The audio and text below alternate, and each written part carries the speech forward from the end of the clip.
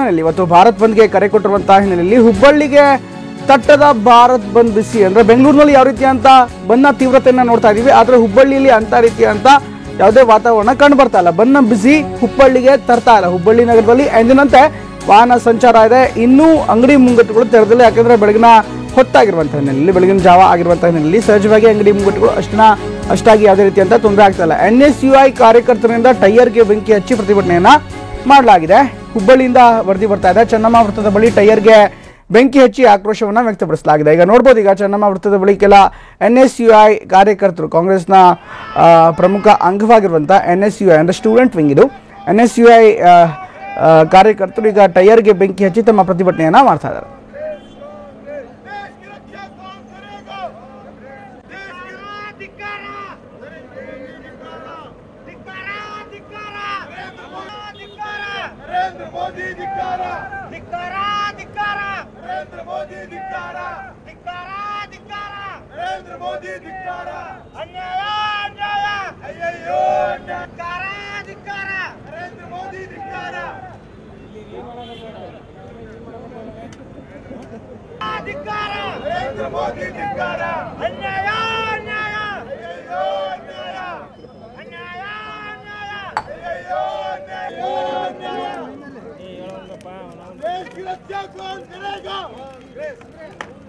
देश की रक्षा कौन करेगा?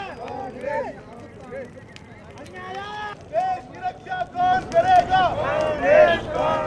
देश की रक्षा कौन करेगा? ಇದು ಹುಬ್ಬಳ್ಳಿಯಿಂದ ಕಂಡುಬರ್ತಾ ಇರುವಂತಹ ದೃಶ್ಯ. ಈಗಾಗಲೇ ಕಾರ್ಯಕರ್ತರು, ಇನ್ಫ್ಯಾಕ್ಟ್ NSUI ಕಾರ್ಯಕರ್ತರು ಟೈರ್ಗೆ ಬೆಂಕಿ ಹಚ್ಚಿ ಪ್ರತಿಭಟನೆಯನ್ನ ಮಾಡ್ತಿದ್ದಾರೆ. ಆದ್ರೆ ಹುಬ್ಬಳ್ಳಿಯಲ್ಲಿ ಸಂಚಾರ ಎಂದಿನಂತೆ ಇದೆ ಅನ್ನುವಂತ ವರದಿ ಬರ್ತಾ ಇದೆ. ಅಂಗಡಿ ಮುಂಗಟ್ಟುಗಳು ಇನ್ನೂ ಕೂಡ ಆರಂಭವಾಗಿಲ್ಲ, ಆದರೆ ಕೆಲ ಕಾಂಗ್ರೆಸ್ನ ಕಾರ್ಯಕರ್ತರು ಈಗಾಗಲೇ ರಸ್ತೆಗಿಳಿದು ಪ್ರತಿಭಟನೆಯನ್ನ ಮಾಡ್ತಾ ಇದ್ದಾರೆ. ನರೇಂದ್ರ ಮೋದಿ ಸರ್ಕಾರದ ವಿರುದ್ಧ ಘೋಷಣೆಯನ್ನ ಈಗಾಗಲೇ ಕೂಗ್ತಾ ಇದ್ದಾರೆ. ಹುಬ್ಬಳ್ಳಿಯಲ್ಲಿ ಬೆಂಗಳೂರಿನಲ್ಲಿ ಯಾವ ಎಫೆಕ್ಟ್ ಇತ್ತು ಅಂದರೆ, ಬೆಂಗಳೂರಿನಲ್ಲಿ ತೀವ್ರತೆ ಸಹಜವಾಗಿ ಹೆಚ್ಚಿದೆ. ಯಾಕೆಂದರೆ ಬೇರೆ ಬೇರೆ ಭಾಗದಿಂದ ಪ್ರಯಾಣಿಕರು ಬಂದಿರ್ತಾರೆ. ಅವ್ರಿಗೆ ಯಾವುದೇ ರೀತಿಯಂಥ ಸಂಚಾರದ ವ್ಯವಸ್ಥೆ ಇಲ್ಲ ಇವತ್ತು. ಇನ್ಫ್ಯಾಕ್ಟ್ ಸೌಕರ್ಯ ಕೂಡ ಇಲ್ಲ, ಸಾರಿಗೆ ಸೌಕರ್ಯ ಇಲ್ಲದೆ ಇರುವಂಥ ಹಿನ್ನೆಲೆಯಲ್ಲಿ ಬೆಳಿಗ್ಗೆ ಪ್ರಯಾಣಿಕರಿಗೆ ಸಾಕಷ್ಟು ಅನಾನುಕೂಲ ಆಗಿದೆ. ಆದರೆ ಹುಬ್ಬಳ್ಳಿಯಲ್ಲಿ ಅಂಥ ದೃಶ್ಯ ಕಂಡುಬರ್ತಾ ಇಲ್ಲ. ಈಗ NSUI ಕಾರ್ಯಕರ್ತರು ಕೂಡ ಪ್ರತಿಭಟನೆ ಮಾಡ್ತಾ ಇದ್ದಾರೆ, ಆದರೆ ಅವರು ಕೂಡ ತಮ್ಮದೇ ಆದಂಥ ರೀತಿಯಲ್ಲಿ ಪ್ರತಿಭಟನೆಯನ್ನು ಮಾಡ್ತಾರೆ. ಇದ್ರ ಬಗ್ಗೆ ಇನ್ನಷ್ಟು ಹೆಚ್ಚಿನ ಡೀಟೇಲ್ಸನ್ನು ನೀಡ್ತಾರೆ. ಹುಬ್ಬಳ್ಳಿಯಲ್ಲಿ ಯಾವ ರೀತಿಯಂಥ ವಾತಾವರಣ ಇದೆ, ಇದ್ರ ಬಗ್ಗೆ ಇನ್ನಷ್ಟು ಹೆಚ್ಚಿನ ಮಾಹಿತಿಯನ್ನು ನೀಡ್ತಾರೆ ನಮ್ಮ ಪ್ರತಿನಿಧಿ ರೇಮತ್. ಈಗಾಗಲೇ ನೋಡ್ಬೋದು, ಬೆಂಗಳೂರಿನಲ್ಲಿ ತೀವ್ರತೆ ಜಾಸ್ತಿ ಇದೆ, ಈಗಾಗಲೇ ಪ್ರಯಾಣಿಕರ ಅನಾನುಕೂಲ ಆಗ್ತಾ ಇದೆ. ಆದರೆ ಹುಬ್ಬಳ್ಳಿಯಲ್ಲಿ ಅದೇ ರೀತಿಯಂಥ ತೀವ್ರತೆ ಕಂಡು ಬರ್ತಾ ಇಲ್ಲ. ಹೀಗಾಗಿ ಇನ್ನು ಮೇಲಾದರೂ ಕೂಡ ಕಾಂಗ್ರೆಸ್ ಸೇರಿದಂತೆ ಬೇರೆ ಬೇರೆ ಸಂಘಟನೆಗಳ ಕಾರ್ಯಕರ್ತರು ಕೂಡ ರಸ್ತೆಗಿಳುವಂಥ ಸಾಧ್ಯತೆ ಇರುತ್ತೆ. ಒಟ್ಟಾರೆ ಹುಬ್ಬಳ್ಳಿಯಲ್ಲಿ ವಾತಾವರಣ ಪರಿಸ್ಥಿತಿ ಹೇಗಿದೆ ರೇಮತ್? ಪ್ರಮೋದ್, ನಾವೀಗಾಗಲೇ ಹೇಳ್ದಂಗೆ ಅಂದ್ರೆ NSUI ಕಾರ್ಯಕರ್ತರು ಒಂದು 7-8 ಜನ ಬಂದು ಚೆನ್ನಮ್ಮ ಸರ್ಕಲಲ್ಲಿ ಪ್ರತಿಭಟನೆ ಮಾಡಿದ್ದಷ್ಟು ಬಿಟ್ರೆ ಇನ್ನು ಕೂಡ ನೋಡ್ತಾ ಇರ್ಬೋದು, ಚೆನ್ನಮ್ಮ ಸರ್ಕಲ್ ಹತ್ರ ಘೋಷಣೆಗಳನ್ನ ಕೂಗ್ತಾ ಇದ್ದಾರೆ. ಮತ್ತೆ ಬಸ್ ಸಂಚಾರ ಮತ್ತೆ ವಾಹನ ಸಂಚಾರ ಎಂದಿನಂತಿದೆ. ಅಂದ್ರೆ ನಮ್ಮ ಮುಂದೆ ಈಗ ನಾನು ನೇರವಾಗಿ ಅಲ್ಲಿ ತೋರಿಸೋದಾದ್ರೆ bus stand, old bus stand ಇದೆ. ಸೊ ಹೊರಗಡೆಯಿಂದ ಬರುವಂತಹ ಬಸ್ಗಳಿಗೆ ಯಾವುದೇ ರೀತಿಯಾಗಿರುವಂತಹ ತೊಂದರೆ ಮಾತ್ರ ಕಾಣ್ತಾ ಇಲ್ಲ.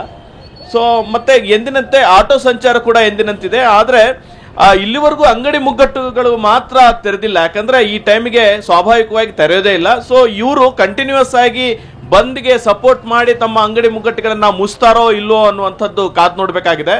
ಸೊ ಇಲ್ಲಿ ಹುಬ್ಬಳ್ಳಿ ವಿಶೇಷವಾಗಿ ಏನಂತಂದ್ರೆ ಬಿಜೆಪಿಯ ಹಿಡಿತದಲ್ಲಿರುವಂತಹ ಪ್ರದೇಶ ಇದು. ಸೊ ಇಲ್ಲಿರುವಂತಹ ಸಂಸದರಾಗಿರ್ಬೋದು, ಮಾಜಿ ಮುಖ್ಯಮಂತ್ರಿ ಜಗದೀಶ್ ಶೆಟ್ಟರ್ ಆಗಿರಬಹುದು.